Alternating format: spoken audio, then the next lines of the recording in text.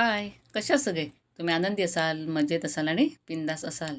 तर बघा छान अशा मिरच्या म्हणजे झाले होते 2-3 दिवस आणून आणि त्यातल्या काही ना पिकल्या होत्या.